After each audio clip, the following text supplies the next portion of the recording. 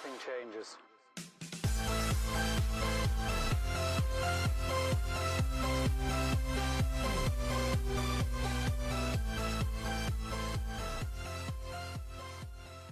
All right, so I get the question a lot in my Facebook group and social media. How do you buy a house? Like, I just bought a new house. How do you buy a house on reselling income, or as a small business owner, or as an entrepreneur, or whatever? And we've covered that about tax returns and bank account statements and all that. People were asking today, how do you buy a car? How do you buy a car on reseller income? And of course, we always get all the things, people are saying, I rent my car like 5 years ago, whatever.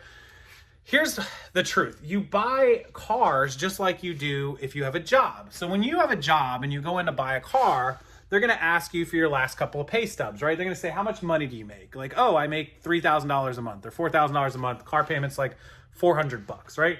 There's a formula, percentages that they do for you to get your car. If you make $3,000 a month, your car payment's going to be $300. It's only 10% of your income. It's pretty easy to get that kind of loan, right?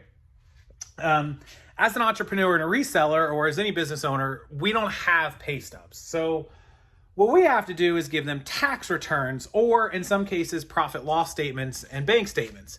And so if you're trying to buy a car that's, say, $30,000, the car payment might be $400 or $500, I don't know, $450. And so they're going to look at your profit loss. They're going to divide it out by 12 months. They're going to look at your tax returns. They're going to figure out what you earn on average over a 12-month period, month by month. They're going to say, okay, you made $70,000 last year. You make $6,000 a month. Your car payment's $500. Yeah, we'll let you have that, right? And they're going to look at your other bills too. They might look at they're going to pull your credit, of course. The first thing they're going to do is pull your credit, make sure you don't have like a 500 credit score. Once you meet their credit rating, 625, 650, luxury cars, usually BMWs, Mercedes, things like that want like a 675 or higher. So, they'll approve some 650s, but you're going to have really high interest rates, 5, 6, 7% or higher. At the time that I bought the i8, which was 5 years ago, I think I have 2.9% on this, and I think my credit was like 710 or 715 at the time. That was 5 years ago. It's higher now, but even then I got 2.9, which was good. It's not great, but it was not amazing back then. It was good, 2.9. Now you can get like 1.9 on stuff, which is crazy. But so the better credit score, the better interest rate that you will get.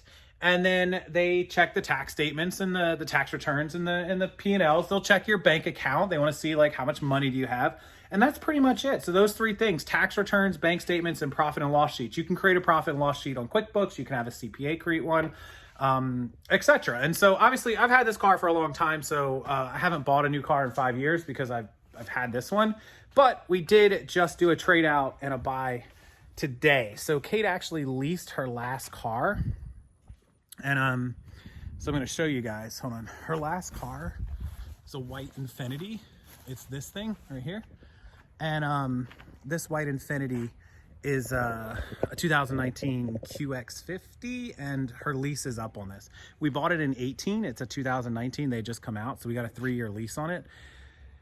And it's due back next month. So we had to find another car because we're getting rid of this. We looked at Infinitis. She loves Infinitis. Her stepdad is actually a service manager in Infiniti, but we couldn't really find one that the deal made sense, the amount of money, just everything on it. So we went and looked at BMW because I have a really good relationship with BMW. I've had quite a few of them, 5 or 6 of them. And so she found another one. She needs a mid-size SUV. And she didn't want something huge, but she didn't want something small. And so we were able to find another BMW. It's an X3i, I think. Anyways, let me give me a second. I'll figure out what model it is. Bear with me. I don't remember what model it is. It's something. It's S-Drive 30i X3. I don't know, but she's an entrepreneur as well. She owns a photography business, and so she submits her tax return. She's also listed owner on my business. So any income tax returns that my business reports, she is able to report as well. And so they basically just come in, they run her credit. Her credit's good. And then they ask her for her business tax returns. She gives them the tax returns we submitted from her business last year. And of course she can use mine if needed. She wanted the car all in her name, so she did it. Didn't need me on it. Could have co-signed for her. No need. It's her own car. It's her thing. And now she has a new SUV. So even, small resellers and a photographer is able to buy cars as entrepreneurs. You don't need pay stubs. All right, so I had to go get the key. I'll just show you guys a quick little look. It's got way more features and technology than even my car has, because my car is 5 years old. And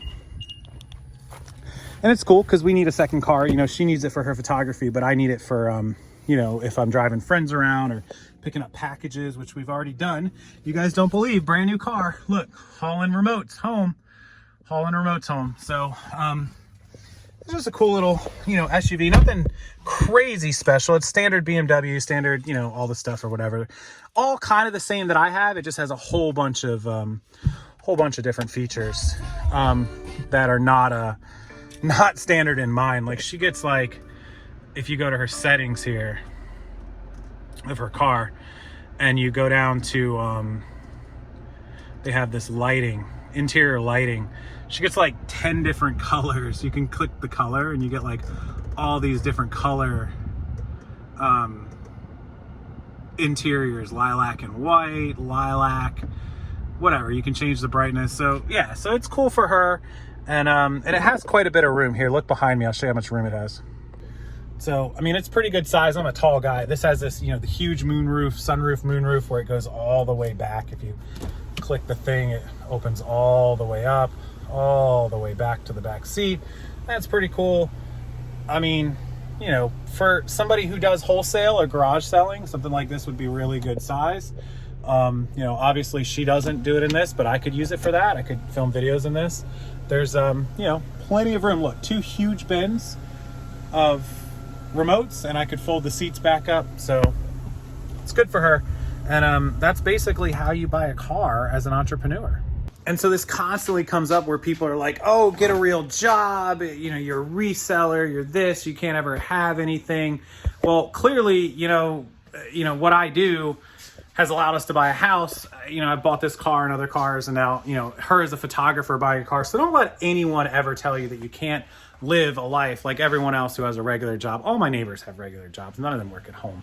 Not most of them anyways. There's a few, but anyways, I have everything that they have, and I don't have a job. So don't ever let anyone tell you that. It's not true at all. As always, guys, use this as motivation. Don't use this for any other reason. There's no bragging. There's no showing off. It's just pure, simple facts. Other people tell you can't do it. You absolutely can. Show them this video. Make sure you support small sellers. I'm supporting all of you guys down in the description box. Make sure you check out our wholesale site, grab some boxes. Make sure you check out my other videos. I appreciate it always. Like the video, subscribe, and I'll see you guys again real soon.